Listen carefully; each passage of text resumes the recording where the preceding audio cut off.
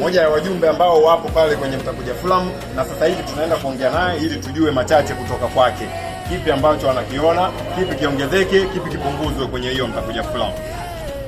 Naomba tuanze na kujitambulisha. Kujitambulisha majina yako, then utatuambia nini ambacho wewe unahisi kiongezeka kwenye Mtakuja Filamu yenu itakuwa na manufaa.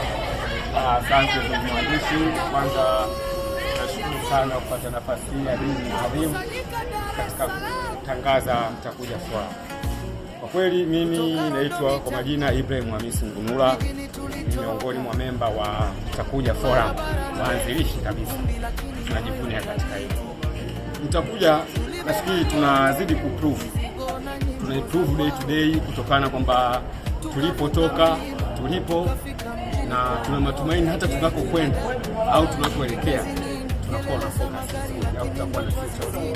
Yapo mengi sana yanafanywa na Mtakuja Filamu, lakini katika hayo mengi napenda kuzungumzia tu mawili matatu kwa uchache ambao tumefanya.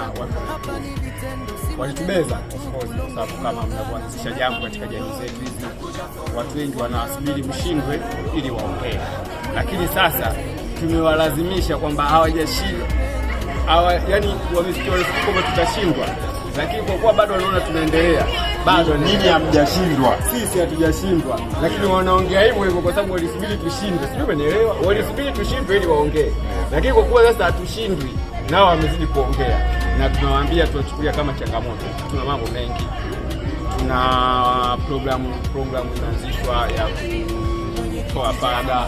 Almost nafikiri kila msiba tunatoa zaidi ya 40 kwa maisha yetu sisi maskini, na kule kwetu Londo kule unaona kama mtu msibani anaenda na shilingi 200, anaenda kuzika mtu ana 500, lakini Mtakuja Filamu kila msiba tuna uhakika wa kumnunulia sanda marehemu.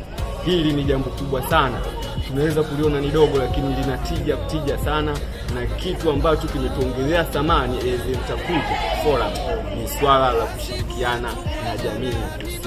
Sawa, mimi ni kushukuru ndugu kwa mwana Mtakuja, lakini naomba nijue kutoka kwako kipi kiongezwe kwenye hiyo Mtakuja Filamu ambapo wewe unahisi kuwa kinaweza kikawa chachu mimi nikatoka sehemu moja kwenda sehemu nyingine. Cha kuongeza kwa mimi hapa labda kwamba ni mwitikio.